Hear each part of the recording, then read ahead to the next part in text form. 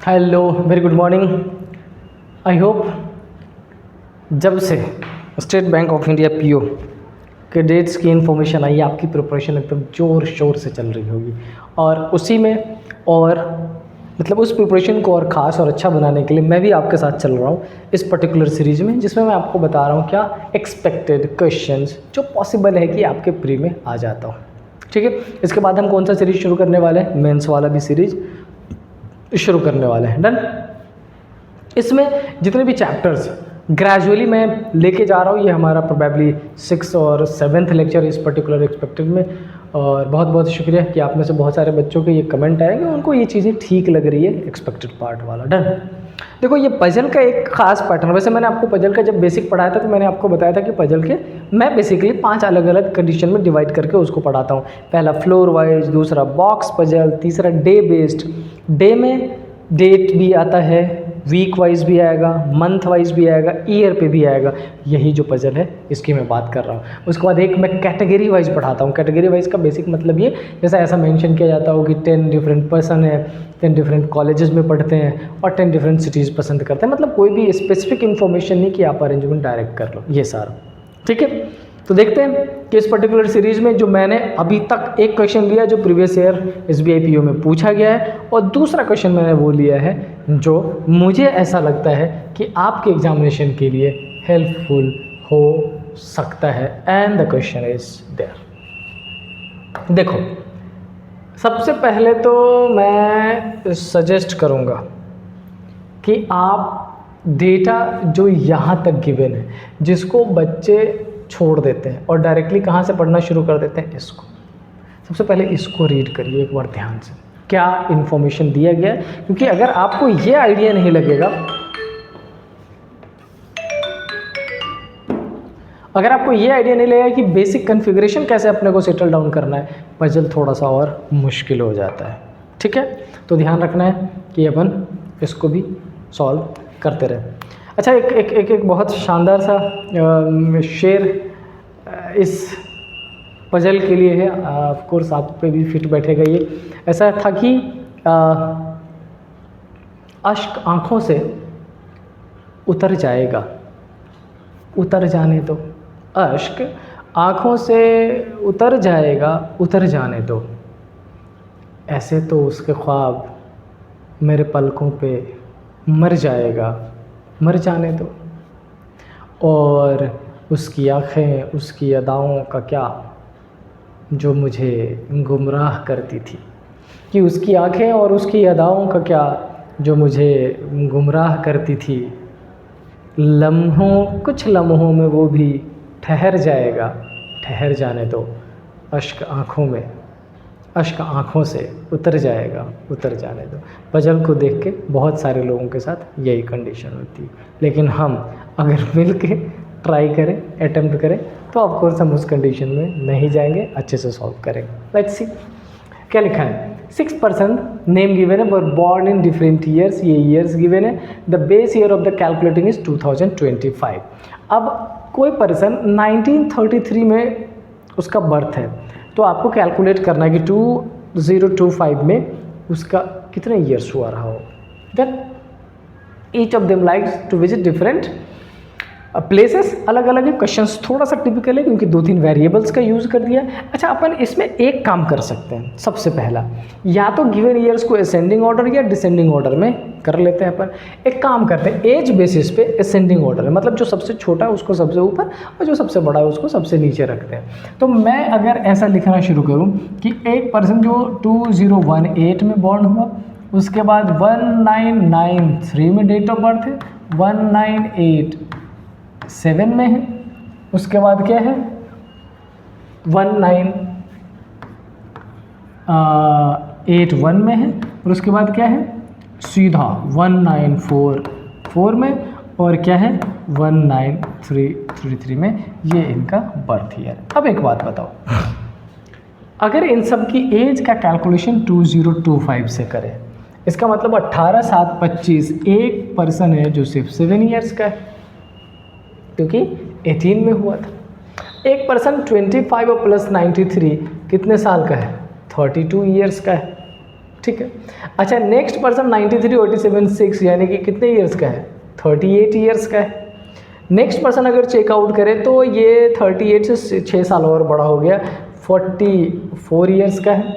और अब इतना बड़ा सा गैप है, बहुत बड़ा सा गैप है, 44 ईयर्स का हो गया 81 में।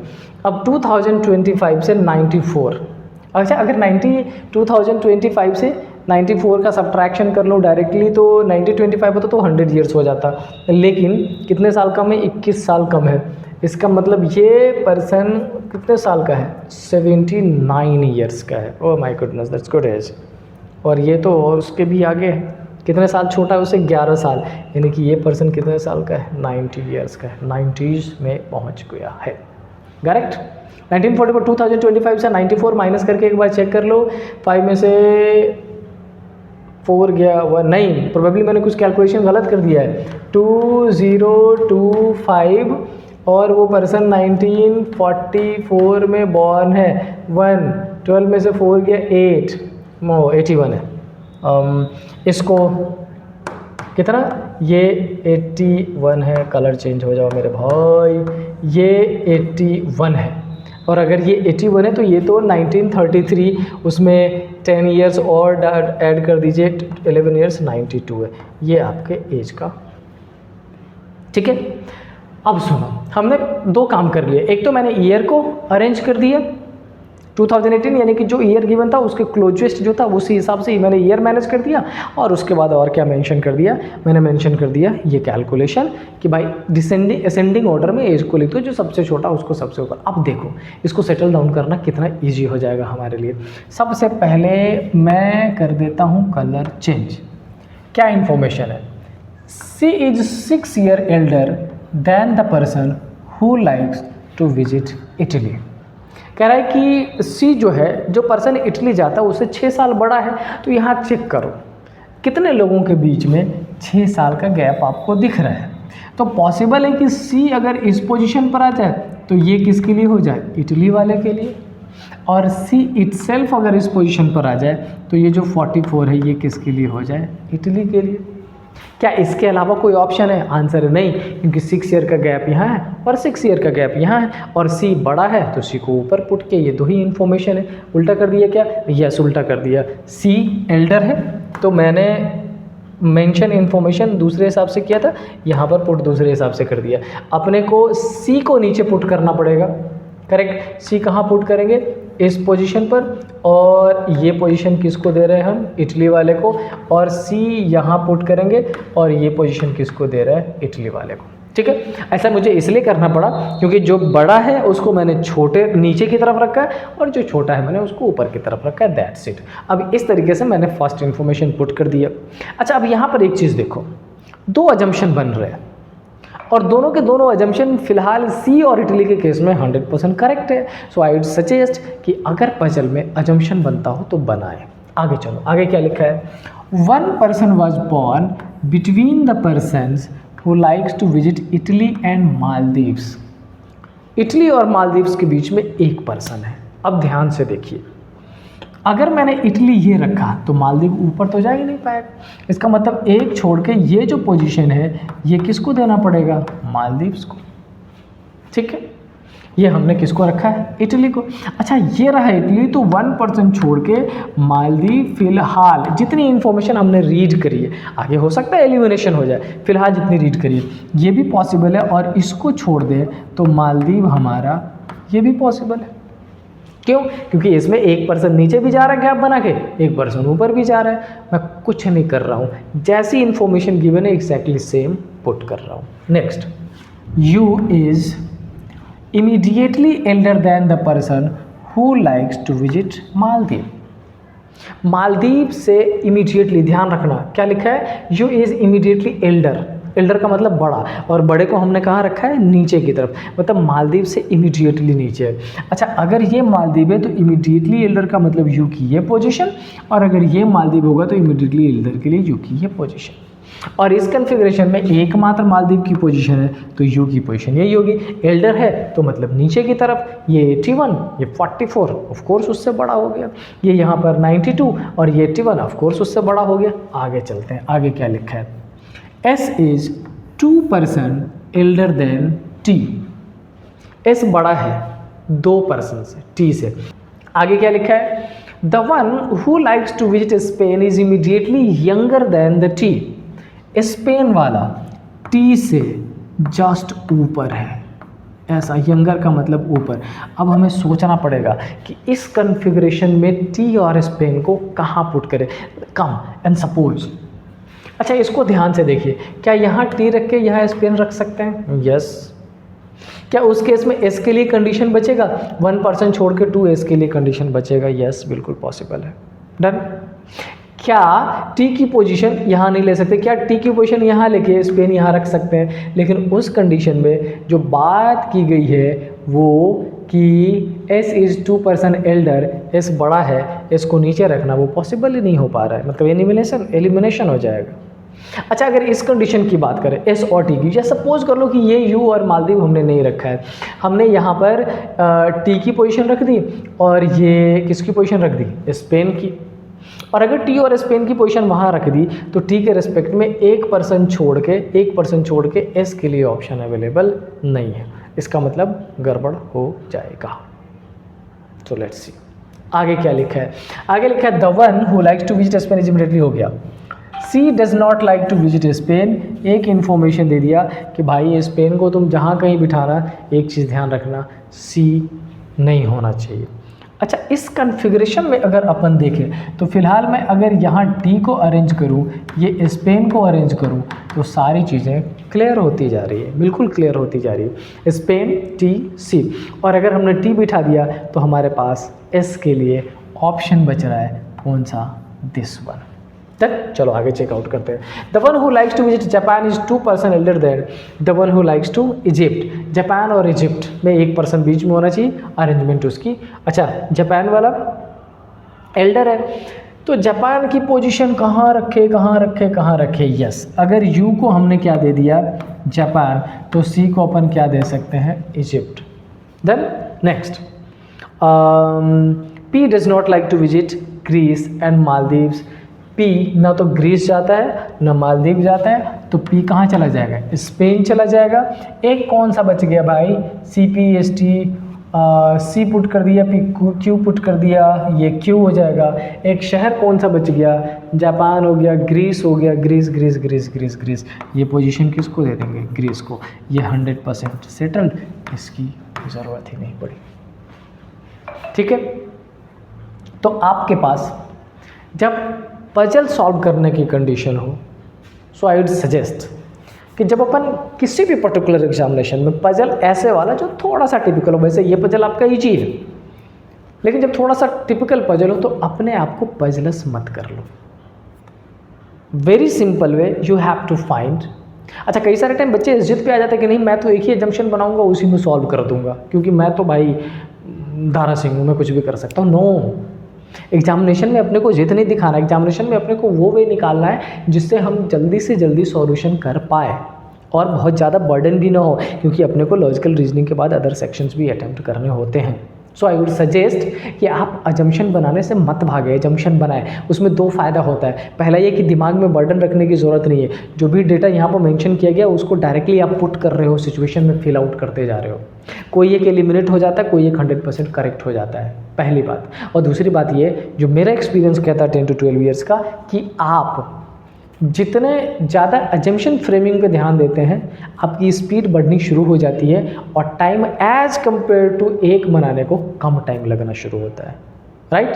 सो it's a suggest, it is an advice, it is a request. If you really want to get through this examination of IBPS और SBI PO, काम करना शुरू करिए इस पर्टिकुलर पैटर्न से। ठीक है, चलो नेक्स्ट चलते हैं आगे। एक और क्वेश्चन मैं आपके लिए लेके आया हूँ, चेकआउट करते हैं क्या पूछा गया है और क्या लिखा है।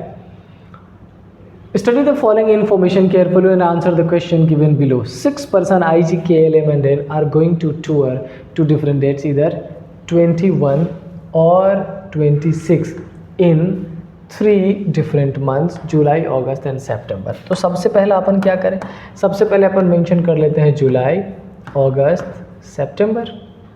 और इस जुलाई में कितने दिन हैं? 31 अगस्त में 31 और सितंबर में 30। ठीक है, और क्या करना पड़ेगा, डेट कौन कौन सा है, 11 और 26, 11, 26, 11, 26, 11, 26 लिख दिया मैंने। अच्छा, अब आगे क्या करें, each of them using different mobile phones, अलग अलग मोबाइल फोन्स नेटवर्क है वो भी गिवन है, all the information is, of course ये तो नहीं होगा। अब आगे रीड करते हैं क्या लिखा है, n goes on an odd number date, इसका मतलब n इसमें से किसी एक डेट पर गया है जो कि क्या है, 11 तारीख है। अच्छा, अगर मैं यहीं से बनाना शुरू कर दूँ सपोज, तो n की पोजीशन 1, n की पोजीशन 2 और n की पोजीशन 3, ज़्यादा से ज़्यादा 3 बनेगा। आगे क्या लिखा, only 2 persons between the one who use Vodafone and n और वोडाफोन के बीच में कितने हैं, 2। ये रहा n, तो 1 2 ये किसके लिए दे देंगे, वोडा के लिए। n का ये रहा, तो 2 पर्सन है, अपन ऊपर जा ही नहीं सकते, नीचे ही जाना पड़ेगा, 1 और 2, इसका मतलब ये जो है ये किसके लिए दे देना पड़ेगा, वोडा के लिए। इस n के रिस्पेक्ट में नीचे नहीं जा सकते, इसका मतलब 1 और 2 ये किसके लिए दे देंगे, वोडा के लिए। समझ आई बात, yes. K and J go in the same date but none of them goes in September। अच्छा, K और J दोनों सेम डेट पे जाता है, K इक्वल टू J, लेकिन सितंबर में नहीं जाता है। चलो इस पर्टिकुलर कन्फिग्रेशन में देखते हैं, यहाँ तो जाता ही नहीं है। तो इस वाले में K और J के लिए n यानी कि 11, तो 11 बच नहीं रहा है, इसका मतलब K और J के लिए क्या बच रहा है, 26 और 26, तो पॉसिबल है K और J यहाँ या K और J यहाँ। जितनी इन्फॉर्मेशन दी गई उतने पे सॉल्व कर देते हैं। अच्छा, इस वाले में देखो 11 तो फिर से पॉसिबल नहीं है, इसका मतलब K और J। इस वाले में सितंबर में नहीं, तो यहाँ पर भी सारे ऑप्शंस खाली है, 11 भी खाली है, इस वाले में 11 और 26 दोनों पॉसिबल है। आगे देख लीजिए, the one who use Aircel goes immediately before J से जस्ट पहले, जे जहाँ भी पुट करें उसके जस्ट पहले किसको पुट करना पड़ेगा, एयरसेल। ऑल्दो ये कंपनी अब रही नहीं, मतलब क्वेश्चन प्रीवियस ईयर में पूछा गया तो पुराना है, but not in the August, but make sure ये एयरसेल किस महीने में नहीं है, अगस्त में नहीं है। चलो एयरसेल और जे का चेकआउट करते हैं। ये बताओ, अगर ये जे रखा एयरसेल पॉसिबल है, ये जे रखा पॉसिबल है, लेकिन अगर ये जे रखा और ये एयरसेल रखेंगे तब तो अगस्त हो जाएगा। मतलब यहाँ से किसको एलिमिनेट करना पड़ेगा, जे को। यहाँ पर किसको रखेंगे, जे को, और जे के जस्ट ऊपर किसको रख दिया, एयरसेल को। अच्छा, यहाँ पर भी जे को रखा तो ये कंडीशन किसको देते हैं, एयरसेल को, और यहाँ से के एलिमिनेट कर देते हैं, यहाँ से जे एलिमिनेट कर देते हैं डायरेक्ट। इस वाले कंडीशन में अभी डेफिनेट इन्फॉर्मेशन नहीं मिला है। आइए देखते हैं आगे। As many person go after M is same as the person before use Docomo। सुनो, M के बाद अगर दो तो Docomo से पहले दो। तो हम बात कर रहे थे यहाँ तक कि अब आगे इन्फॉर्मेशन क्या है।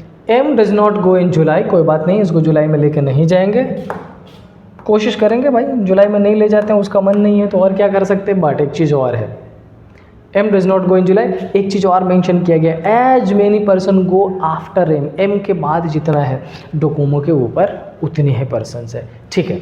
अच्छा, इस कन्फिग्रेशन में देखो, M अगर इस पोजीशन पर रखे, M के नीचे एक भी नहीं, तो डोकोमो नहीं है पॉसिबल। क्या M यहाँ रख सकते हैं, बिल्कुल। M के नीचे कितने, 1। क्या डोकोमो यहाँ रख सकते हैं, बिल्कुल। डोकोमो के ऊपर कितने, 1। डन। क्या इस वाले कन्फिग्रेशन में देखें, हाँ बिल्कुल देख सकते हैं, M और डोकोमो नहीं है पॉसिबल, लेकिन फिर से यहाँ पर M और यहाँ पर डोकोमो अभी भी पॉसिबल है, दोनों कंडीशन में। आगे देख लीजिए, only 1 person goes between the one who use Jio and BSNL। कह रहा है बेटा ये जियो और BSNL के बीच में एक है, let's check it out. And I goes immediately after the one who use BSNL के जस्ट बाद किसको पुट करना है को, इसका भी ध्यान रखना पड़ेगा। Neither M nor L use Jio. ये लाइन आपके क्वेश्चन को सॉल्व कराने में इंपॉर्टेंट मदद करने वाला है। अब देखो, अभी तक फिलहाल जो इन्फॉर्मेशन जैसा ही था मैंने वैसा ही पुट कर दिया, अपने से कोई चेंज नहीं किया, डायरेक्टली पोजीशंस पुट कर रहे हैं। देखते हैं ये हमसे क्या डिमांड कर रहे हैं। इस लाइन को जियो और BSNL में एक और BSNL के जस्ट नीचे आई, चेकआउट करो, ये दोनों पोजीशन सेटल्ड हैं। अच्छा, अगर मैंने यहाँ पर सपोज कर लो जियो पुट कर दिया और ये मैंने किसको दे दिया, BSNL को, और ये पोजीशन किसको दे दिया, आई को, क्या सेटल्ड हो रहा है, हाँ हो रहा है। क्या नीदर M नॉर L जियो यूज जियो, क्या हमने एम को दिया जियो नहीं, BSNL दिया। अच्छा, और किसको नहीं देना है? और हमें नहीं देना है एल को। बट अनफॉर्चुनेटली इस पर्टिकुलर कंडीशन में यहाँ पर एल की पोजीशन पुट करनी पड़ेगी और ये अजम्पशन हो जाएगा गलत। तो हमारे पास दूसरा अजम्पशन फटाफट चेकआउट कर लेते हैं। दूसरे अजम्पशन में हमारे पास एम और एल जियो को नहीं देना है। एक बात बताओ, क्या जियो यहाँ पुट कर सकते हैं? यस। क्या BSNL यहाँ पुट कर सकते? यस। क्या आई यहाँ पुट कर सकते? यस। बचा कौन सा एक पर्सन हमारे पास एक पर्सन कौन सा बच गया? एल। क्या यहाँ पुट कर सकते? यस। एक कंपनी कौन सी बच गई? चेकआउट कर लो। Jio, Airtel, Aircel, Docomo, Vodafone. Aircel done, Jio done, Airtel नहीं बचा तो एयरटेल, और ये रहा आपका सॉल्यूशन। डन। आपको सिर्फ और सिर्फ पजल सॉल्व करते टाइम एक चीज़ जो मेंटली आपको प्रिपेयर्ड रहना है वो ये कि पजल का मतलब ही होता है नंबर ऑफ इंफॉर्मेशन ज़्यादा होंगी, पैसेज थोड़ा बड़ा होगा, लेकिन वो जो इन्फॉर्मेशन होगी वो एम्बिगियस फॉर्मेट में होगा, एक सीक्वेंस में नहीं होगा। आपको रीड करते टाइम ये पर्टिकुलर ध्यान रखना है कि जो इन्फॉर्मेशन सीक्वेंस बेसिस पे आ रहा है उसको पुट करते चलेंगे, और जो इन्फॉर्मेशन सीक्वेंस बेसिस पे नहीं आ रहा है या हमने जो डेटा पुट कर दिया अगर उसमें कनेक्ट नहीं कर रहा है तो हम उसको फिलहाल छोड़ के लिख लेंगे साइड में या अंडरलाइन करके वैसे ही का वैसे ही छोड़ देने वाले हैं। बाद में कनेक्टिविटी मिलेगी ईदर डायरेक्टली और इनडायरेक्टली, और आप बड़े इजीली सॉल्यूशन कर लोगे। बस दो चीज़ का ध्यान रखिएगा, नोटबुक पे जब पजल सॉल्व कर रहे होते हैं अजम्पशन बनाते टाइम जब अजम्पशन मेंशन कीजिए थोड़ा क्लियर लिखिए, थोड़ा सा हौच-पौच लग रहा है, yes I know, assumption clear लिखिए, और जो इन्फॉर्मेशन डायरेक्टली अपन पुट नहीं कर पा रहे उसको साइड में लिख के अंडरलाइन कर लीजिए, कनेक्टिविटी मिल जाएगी, आप उसको सॉल्व आउट कर पाएंगे। ठीक है, तो चलो आज की क्लास में इतना ही। एक्सपेक्टेड सीरीज़ के नेक्स्ट में एक बार फिर से मैं पजल ही लेके आने वाला हूँ। So till then stay happy, जय हिंद।